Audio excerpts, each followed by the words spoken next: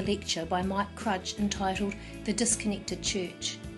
It was presented on Friday 16th of November 2012 in Hamilton, New Zealand at the Baptist Research Lecture at the Annual Baptist Assembly.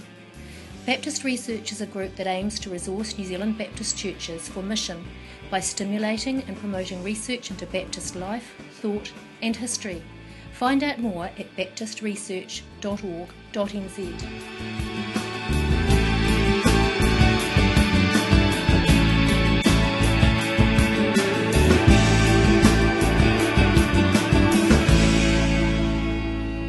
I'm hoping to hand my thesis in by the end of summer. It's nice to have this opportunity tonight to kind of, test the waters a little bit and see what kind of reaction you might give me to the stuff that I've been thinking about. There's a lot I could talk about, but in the next 40 minutes or so I'm just going to cover a few of the key things that I think will give you a bit of a snapshot of what I've done and why I've done it. I really enjoy interpreting whatever I see or come across. We're all constantly interpreting, and everything communicates. All of the time things are happening around us that have layers of meaning. There are things to interpret everywhere, and most of the time we do all of this interpretation automatically. Things like human interactions, relationships, organisations, speech, writing, actions, lack of speech or lack of writing or lack of action. Things like architecture, media, education, entertainment, and the same goes with religion and spirituality, which means the church is open to interpretation as much as anything else we come across. A lot of this communication is identity creating stuff.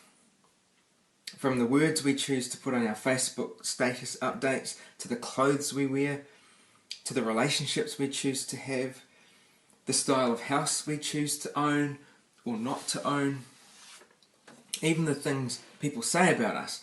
This is all communication with multiple layers of meaning available for interpretation. This interpreting or making sense of things, which we all do, I kind of make a hobby of it. So for example, when Craig, our Baptist leader, is up on stage giving a spiel like we've been hearing the last couple of days, I'm sitting down there doing a bit of rhetorical analysis inside my head, wondering why he's saying what he's saying.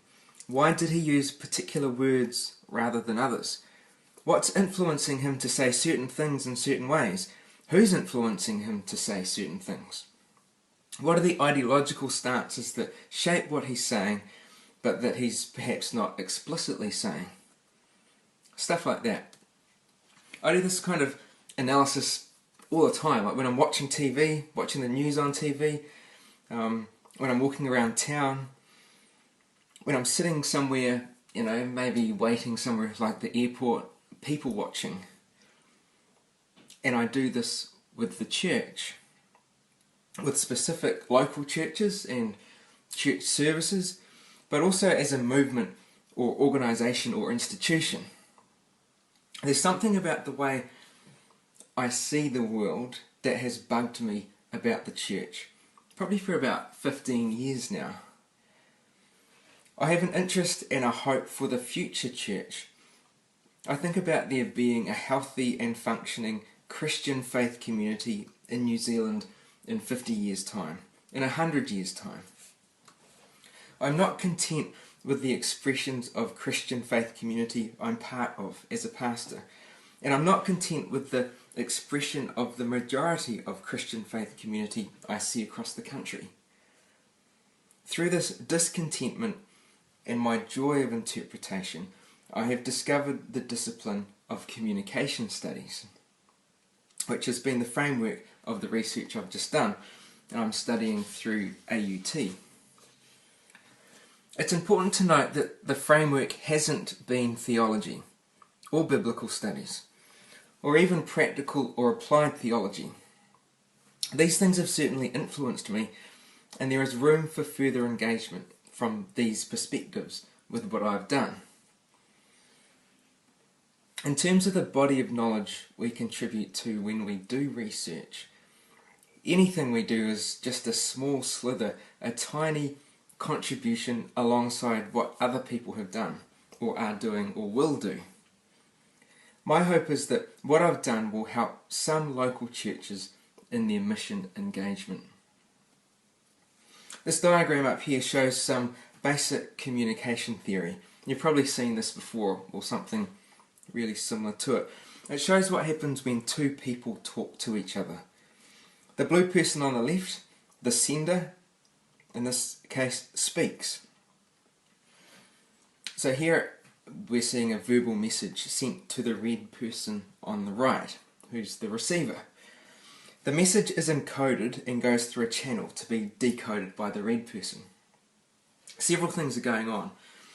The message travels through or along the channel, which often has issues attached to it. This channel is subject to noise, in other words, interference or distortion that could alter the message. In verbal communication, this noise might actually be physical noise, like a lawnmower or a screaming baby, or it might be much more subtle than that, such as perceptions people have of each other. And then there's feedback from the receiver that goes through the same process back to the original sender. In a verbal conversation, this feedback might be verbal response, or it could be eye contact, or facial expressions, body language, nodding your head, many other things. And you know this stuff. A recent example of some breakdown in the verbal communication process was when John Key and Hillary Clinton were having a press conference in Rarotonga. It was at the Pacific Islands Forum back in September. The transcriber of John's speech suggested New Zealand was ready to join America in its next war. John Key says in his Kiwi accent, he says, "We welcome the opportunities to cooperate further. In that context," and then blah blah blah. And the transcriber for the US State Department heard this. He heard, "We welcome the opportunity to cooperate with the US in the next conflicts." They said it was because it was windy, but John's accent probably didn't help. That's a really obvious verbal example of noise or interference in the channel affecting the decoding of the message. Verbal communication is only one form of communication. Everything communicates. Like the colour of this carpet here says something. The clothes Andrew Pickard is wearing sends a message. The fact that you have opted into this lecture and dinner tonight, all these things communicate something. Other things, ethnicity, distance, history, relationship status. All of these things are received and interpreted, perceptions are created, responses are formed, and communication often changes direction from the receiver back to the sender, backwards and forwards, and we live with this constant bombardment of messages needing interpretation. On the sender side of the communication process, in this diagram it's a person, but it could also be an organisation, such as clubs, sports groups, political parties. And while the receiver could be an individual person, it could also more broadly be seen as a bunch of people, or a large groupings of people, cultural groupings such as Cantabrians, or even New Zealand society. The sender could be an institution or a corporation, such as McDonald's, Nike, Mitre 10 Mega, Microsoft, Apple, or universities. These corporations or institutions put a lot of effort into interpreting the reception of their communication. For them it's often about money. If a target market is perceiving them negatively in any way, there are financial consequences. A lot of this is easy to see through. It's branding or PR. Remember when BP looked like this? The shield against the green? British Petroleum. And then it changed to this. So that I think it's a flower or a star or something against the crisp white background, and they started talking about beyond petroleum or better planet. Doesn't that make us feel better? The product is still dirty old oil. They're trying to address communication and perception issues. A point I want to make here is that we have all seen organisations and institutions change their communication, either drastically or through slow evolution. And I don't just mean through branding exercises. Communication around branding is very shallow. A lot of these changes we have seen have been the result of us, the receivers of their communication, and the feedback they have interpreted from us. When I talk about communication in the church, for some people the first thing that comes to mind is preaching. It's true that preaching is communication, and while significant, is a very small part of the big picture of the church's communication. The church communicates and is communicated in many different ways. When I started my research, I'd been in the Baptist world for 15 years. It seemed to me that there was a big gap in what we do as a movement in terms of appreciation of communication. I believe mission to be a form of communication, and I want to bring this onto our radar. We know mission is void without the gospel. Gospel is a record of the teaching of Jesus, but it's also a radical concept that needs to be continually realised. Eugene Peterson calls his paraphrase of the Bible the message, and concepts like the Word became flesh, the incarnation. This is all communication. Mission, missions, missionary, missional, I'll even throw in evangelism. If this is done without reflection on communication theory, we are ignoring a very important part of that diagram, the receivers. And these receivers are those that we desire to become followers of Jesus. Let's say this picture here illustrates good communication. So I've basically just simplified the first diagram. The sender could be people, individuals or organisations. The receiver could be individuals or groups of people. Now, some communication issues could be illustrated like this. So the dotted line down the middle there, it's you can see it's broken the line of communication. This could be caused by noise or interference or a miscommunication. And I'm showing this as a disconnect. Here you can see the line of communication is missing the receiver. It's going from the sender, the disconnect just shoots it off and it misses the receiver. What might also be happening is this. In this diagram you can see the receiver could be picking up a distorted message from the sender, as well as other messages from other senders. So there's quite a lot more going on in this diagram. It's just to show the complexities that are actually happening in the communication process. In the big picture of the communication of the church, I believe this disconnect exists, and it's between church and society. I'm calling this the disconnected church. And then correspondingly, we have the connected church. I'll come back to this disconnected church concept soon. But for now, hold on to the idea that the communication process is significant. And where there is noise and interference and gaps in the communication process, I'm calling this a disconnect. I'm now going to give some evidence that shows most churches in New Zealand are what I call disconnected churches, and how we might focus on creating connected churches. My research was stimulated by the contemplation of a hypothetical person, a New Zealander, spiritual but never Christianised, So they had never been socialised or educated into Christianity or any church organisation or subcultures. So no Christian parents or schooling or that sort of thing. And they had journeyed into and found sustenance in their own spiritual exploration. But Christian spirituality had never been something they considered helpful or drawn to. I should probably clarify what I mean by Christian spirituality.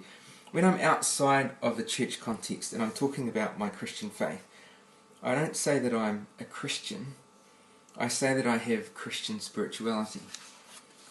I feel that it makes a bit more sense to people outside of the church world when I describe my faith using the language of spirituality rather than the language of the church, which is increasingly foreign to people outside of it.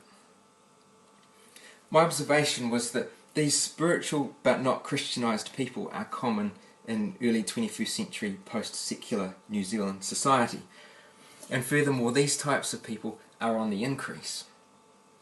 As engagement, or at least acceptance of spirituality seems to be increasing, affiliation to and participation in the Christian church, or Christian spirituality, is on the decrease, and has been for a long time.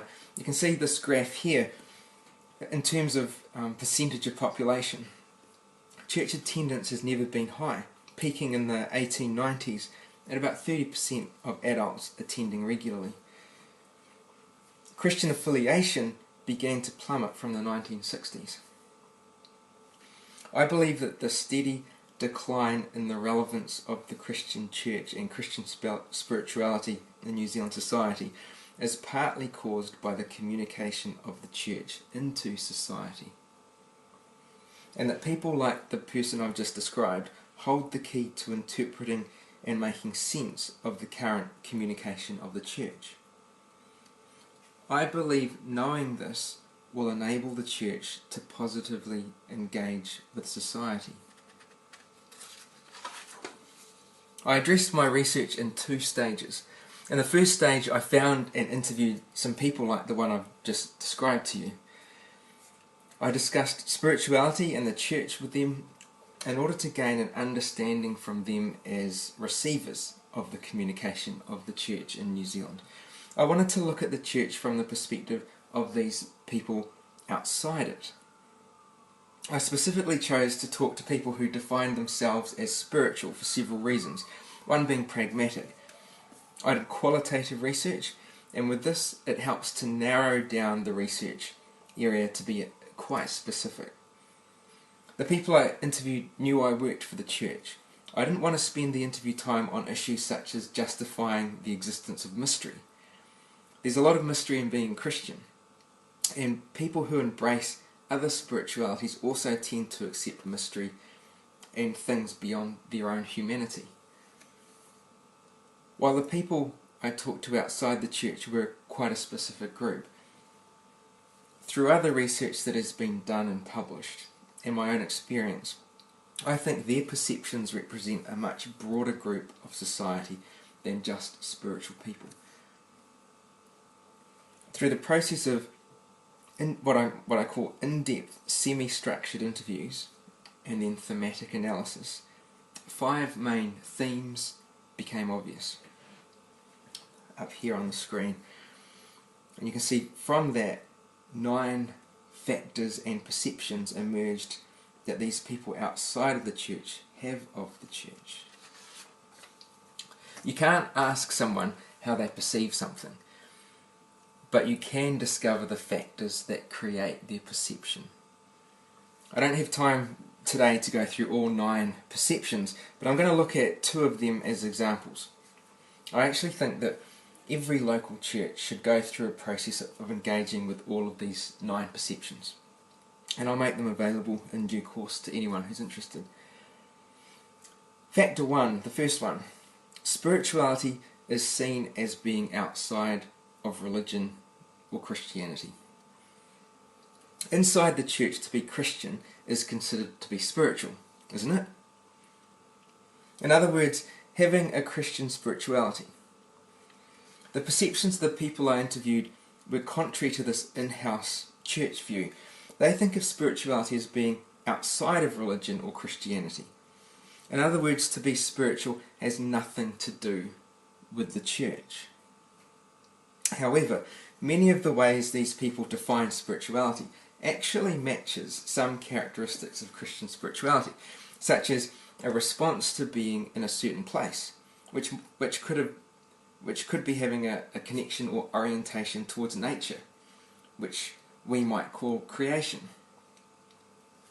Another example is being in situations where something moves you, such as some human-made buildings, even churches perhaps. Having an inner inclination or intuition towards love and peace, or having an interest in self-discovery and development. For the people I interviewed, spirituality often relied on some kind of unexplainable personal experience. Spirituality was a help in personal crisis. It aided positive transformation in life, and it enhanced human interaction. Spiritual qualities were explained as love, compassion, generosity, tolerance, and forgiveness. Whereas religion, church, and Christianity were seen as having a focus on belief rather than spiritual qualities. This was seen as negative, uncompassionate, fundamentalist pushing of beliefs. Reassurance was given that spiritual people are normal, mainstream people involved in society. There was evidence that some of the people I interviewed constructed their sense of spirituality around what they knew about at the time of their first experience or realization of something spiritual, or of something existing beyond themselves.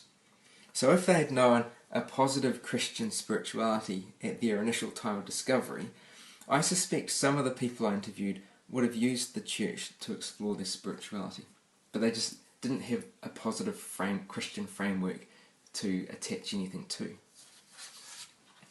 Perception 1 is the church is not a spiritual place. There are many similarities between how the people I interviewed define spirituality and Christian spirituality.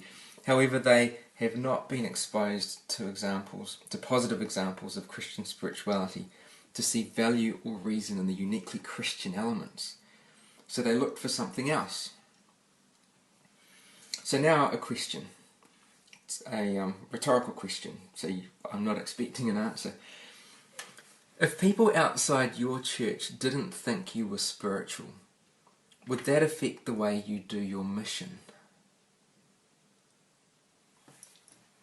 I'll now jump to number 6. Factor 6 is Christians let themselves down by their actions. Here's a quote from someone I interviewed talking about Christians. They say, they're not really involved. It's just like, well, part of their identity to be Christian. And maybe they've got some sincere beliefs there, but it isn't like a major part of their life.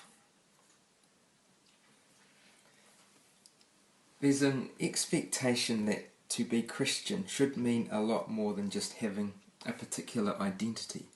Not just belief, but something that affects our way of life. Not just study and knowledge, but practice. People outside of the church have some understanding and expectations around what Jesus meant his followers to be like. For example, loving and caring. The people I interviewed observed people who identified themselves as Christian, but did not live up to commonly understood expectations, and then this was seen as hypocritical. The people I interviewed had a lot of negative reflections on Christians. They are seen as naive, exclusive, one-eyed, having a simplistic view on life and spirituality, and are not compassionate. They are boring, strict, controlling, politically right-wing fundamentalists who focus on belief. But there was also acknowledgement of a political tension between some Christians, as some people knew of left-leaning Christians as well. Some Christians, specifically the Pentecostal church expression, are seen to be addicted to a contagious form of high-energy self-empowerment that gives them regular hyped-up experiences. And The people I interviewed, some of them referred to this as religious highs. And this was not seen as something needed by normal, together people. So, attached to factor 6 is perception 6, which is Christianity is not seen as relevant or necessary. These people see the practical outworking of the Christian belief structure used as a pick and mix optional extra. They see that when someone becomes a Christian, there are a lot of things you could do, but you don't actually have to do them. The actions of Christians together are sometimes not understood and are seen as embarrassing and drug-like or self-help positive thinking. Normal people outside the church see no relevance or necessity for this kind of action in their own lives. Why sign up to this thing called Christianity when on the one hand you don't have to do what you sign up to, and on the other hand it's some crazy weird stuff? An analogy that illustrates this, it's like joining a gym. You pay the membership fees, you dress up in your gym clothes. In fact, you might actually go out and buy some special gym clothes. You go down to the gym regularly, maybe twice a week, but you never actually work out. You never get on the treadmill, you never pump any iron. Christians should be able to clearly demonstrate why the church and their expression of faith, why it is relevant and necessary to them, in ways that people who haven't been Christianized can make sense of. This doesn't appear to be happening very much. Of my 9 perceptions, half of one of them is positive. This first stage of my research showed that some people outside of the church have an overwhelmingly negative perception of the church. I'm not saying that what these 9 perceptions say of the church are either factually true or false of the church, but rather that they are true for the people holding the perceptions. The 9 perceptions are the result or message or reception these people have received of the communication of the church in society, from the church itself and from people who are part of the church, as well as from different media representations such as television, film, newspaper and the internet. These 9 perceptions are the resultant formation of the reception these people have of the communication of the church in New Zealand society. And it's not a good look for us. You've only seen 2 of them, but trust me, when you've seen all 9 of them, it's not hard to see why the people represented in my interviews would stay away from the church in the exploration of spirituality. When examining New Zealand history and Christian history, and comparing that with 21st century New Zealand, it's easy to see something is different now. Things have changed. From the angle of my research, the most significant characteristic of thinking we are in changed times is the different role of the church in society, particularly that it no longer has a dominant or explicit shaping role in the way society is managed or in how culture is evolved. And this is okay. We just need to be aware of this. And I think we need to embrace it. The next bit of my research, stage 2, I think is the most helpful. Stage 2 involved taking the 9 perceptions from outside the church back into the church by running some focus groups with church leadership groups. The churches I talked to were all evangelical churches. I wanted to get their reaction. So this time looking from inside the church towards the outsiders. In other words, a response to the external critique that I found in stage 1. From talking to church leaders, 3 main themes emerged from their response to the 9 perceptions. The first one is, it's what I call them and us. There are very strong in-group and out-group dynamics, which hooks a little bit into social psychology. Them and us as a theme is not a surprise. Now, the church as an in-group has some very strong defining factors, and many of these are not bad. This is how groups form their identity and support and strengthen group members. But it's not all positive. The reaction of the church leaders was often to negate the perceptions of those outside by simply saying the outsiders do not have the correct knowledge of the church. And they might not have. And you might be thinking that as well. But this reaction shows a privileging of self, or of the church's own point of view. And it begins to highlight a gap between church people and those outside. Here's a practical example of what I'm saying. Being ethnocentric is a key feature of intergroup behaviour.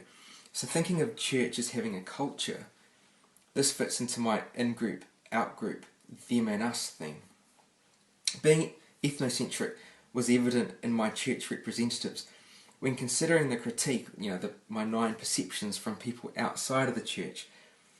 It would be useful for church people to find ways of seeing those outside the church without comparing or judging them by church values and church standards.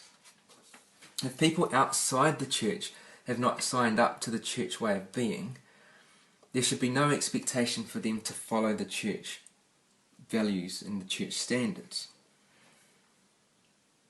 It's much easier to see and compare and judge others by your own way of understanding without appreciation of different or alternative points of view.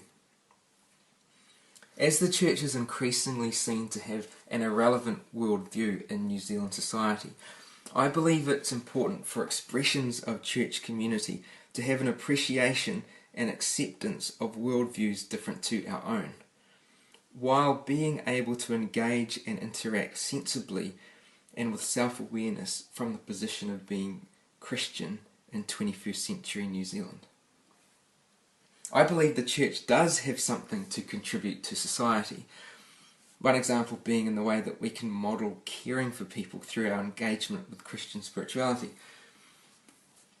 For this to happen, I see the need to decrease the them and us dynamic.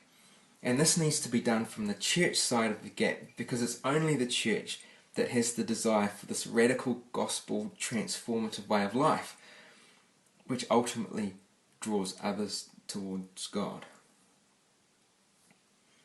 The people I interviewed outside of the church clearly expressed a lack of relevance of the church in society, but they also acknowledged a small amount of positive awareness of some individual Christians and specific churches. This is described in my perception number 7, which, sorry, I don't have time to cover that today. These positive instances came from what I would call observation of faith in action. Christian people doing things like actually showing love and care towards others. From my research, this would show that some Christians and some churches appear to be fulfilling what I define as the reasons for the church to exist, which I think is positive social transformation of society. Pickard's contrast community, or what Craig's been talking about, transformational communities, God's new culture, or what we might traditionally call it, the kingdom of God, as well as advocacy against injustices, as well as sustaining the spirituality of people who identify with the Christian faith, or those who are exploring what Christian faith might mean for them. Those are the purposes of the church. It would seem that when the basics are covered well, the church can seem positive. These basics are not necessarily easy. For example, the instruction to love your neighbour seems to be too difficult or not seem important for many Christians and churches. The people I talk to outside of the church believe the church is irrelevant because they see the church as irrelevant. Practical experiences of the church being relevant, such as observation of positive transformation in society, perhaps in the form of caring for others, are likely to help the church to be seen as relevant, or to shrink this gap that I'm talking about, the disconnect and form connection. There are two other themes that give insight into the reaction of the church leaders, and again, I'm not going to go into them now, but I'll make them available once I complete the thesis. A bit of a sidetrack here. The church leaders who are part of my research often referred to people outside of the church as being against the church, and then justifying this as simply one of those things that are going to happen because Jesus said so. Several times they quoted Jesus saying, when Jesus says, "Whoever is not with me is against me." For example, from Luke 11:23. The church people were saying, those people outside the church who think we're irrelevant, they're against us. They want us to fail. Effectively, the response from the church leaders was to imply those outside the church are their enemy. They're against us, and we are defensive against them. This kind of theological reflection is inadequate, but it's a real part of the them and us construct that I'm talking about. The outsiders I talked to didn't have daggers out wanting to bring down the church. The church just isn't on their radar. They don't care. They're not our enemies. Can you see that how on one hand, if we think people outside of the church who have some negative critique about us, if we think that they're our enemy on one hand, and how on the other hand, these outsiders are the people we're longing to have join us, to meet God through our mission or evangelism projects. Can you see how we've got both the defences up, perhaps a barbed wire fence, and at the front door we've got the welcome mat out? This equals tension. This equals disconnect. And I think we're doing this without noticing. We might not see this, but people outside can see this. Alongside this, there was also a strong desire by the church leaders for these outsiders to come into our world so that they could see what it's actually like to be Christian and to be part of the church, with the expectation that this observation and experience would change their negative perceptions. I just don't think that's going to happen. If we really want outsiders to see how the church and being Christian really is, according to us, we need to demonstrate our Christianness in the way that we live. And this might give society some positive exposure. My opinion is that this should be individual and small-scale communal expressions of the Christian faith. And this is already happening. Rather than large-scale church organisational expressions which may rely on paid church professionals rather than authentic personal engagement. For my outsiders, relevance has very little to do with what the church does on a Sunday morning in church buildings, but a lot to do with evidence that what is signed up to in the Christian faith actually makes a difference in people's lives. The two groups in my research have very different understandings or definitions of church and Christianity. I am convinced that consistent, positive communication through meaningful expression of the Christian faith over a long period of time will change the perceptions people have of the church. The people in my two groups are not just talking past each other. The only thing they have in common when describing the church is that they are using the English language. But in using this language, they describe what they believe to be the same thing as vastly different things. My data proves that these two groups are talking past each other. This is important to note because it gives the reason for the disconnect I'm talking about in terms of the communication of the church and when I'm talking about mission. Can you see how this relates to the basic communication theory process? In the picture earlier, there was the sender and the receiver, the channel and noise and interference between them. What we actually have with church and society is a pretty screwed up communication process with lots of issues going on.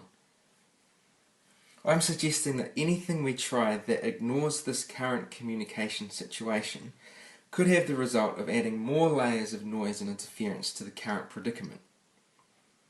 We need to consider the disconnect. If we don't, it will get worse. My two labels to define the church and its communication or mission connection within society are intended to help simplify this concept. The disconnected church, through its modus operandi, fosters the them and us dynamic evident in my research. A disconnected church and disconnected Christians struggle with the reality of how hard it is actually to be Christian. And they do not embrace the fact that many of the difficulties experienced through a negative response from society might actually be the result of how the church and Christians are being Christian. A disconnected church puts the onus on those outside of the church to see the goodness within the church and Christian spirituality, rather than seeing the need that any goodness within the church and Christian spirituality needs to be expressed in ways able to be seen outside of the church. The opposite of that is the connected church, which through its modus operandi shows evidence of understanding and appreciation of the current context it finds itself in, and therefore lives with the tension of both holding cultural change loosely enough to be able to evolve with changes such as leadership structures or community values and philosophical influences such as postmodernity, as well as retaining theological and spiritual integrity in the essence of being Christian. A connected church would approach the 9 perceptions from my outsider interviews with questions such as, what is it that we have done for these perceptions to exist? And how can we be to create positive change in how we are perceived in and by New Zealand society? I did this research because I seek transformation, or even reformation, of the church in New Zealand. I can imagine a positive future for the church in New Zealand. I can imagine healthy Christian faith communities existing when I'm an old man, in 50 years' time. Engagement with this stuff might help disconnected churches gain some self-awareness of the disconnect that exists between the church and society, and then help them identify how they might work towards connectedness, therefore becoming a connected church. Using this terminology raises the issue that the church should have some positive connectedness with society. I believe if there's true connection, we can be relaxed about a lot of the things we're currently worrying about, like mission and conversion and statistics. I think most expressions of church in New Zealand are examples of disconnected churches. My own church, Oxford Terrace, we're a disconnected church. There are glimpses of connection, but we've got a long way to go. I think a lot of people are trying new things with church already. A lot of the people trying these things, I think, have an appreciation of this disconnect. For example, new expressions or fresh expressions, emerging, alternative, messy church, those sorts of things. They're not always, but there are signs of connection and bridging the gap in these new things. So my angle on mission is ultimately about improving communication through our presence. I'm especially interested in what I now call stale expressions. The majority of our churches that just need a bit of help with this stuff, asking a church community, what are the characteristics of a connected church? How do we increase connection? There's no need for us to give up any of our Christianness in order to seem more relevant to 21st century New Zealand society. The issue is not relevance, but connection. I believe the church would seem more accessible and have a more positively received communication if the church and those with Christian faith could just relax and have confidence in Christian spirituality in a way that does not require defensiveness or a reliance on historical dominance that may have once existed. Science cannot fully explain faith and belief. Therefore we should relax and embrace the mystery. having security in our distinctiveness rather than defensiveness. We should relax in the fact that today Christian spirituality is one spiritual option among many in New Zealand. We need to relax more into our Christianness when it comes to expressing who or what we are, so long as, and here's the proviso, so long as we are also confident that our lifestyle and actions reflect the expectations given to us as the Christian faith community in the New Testament of the Bible. A specific example being how Christians are to care for people. This is not easy, straightforward, or without sacrifice and hard work. I believe this proviso should be one of the main priorities and concerns for leaders in our churches, rather than framing things as mission or evangelism or relevance or attractiveness. We are to take seriously the fact that we are to be the church. We are to be Christian. And over time this communication disconnect will be addressed. Mission will take care of itself. My outsiders have not seen functioning church community. There is not enough evidence that we love one another, let alone love anyone else. We need to take responsibility for the image we, the church, present, not being content with how we are currently perceived, and mixing creativity, intelligence and self-awareness into all that we do, appreciating that this forms part of the communication of the church. We are actually to be the church. This, in my opinion, would begin to address the disconnect identified in my research, the disconnected church, and would facilitate expressions of connectedness, the connected church.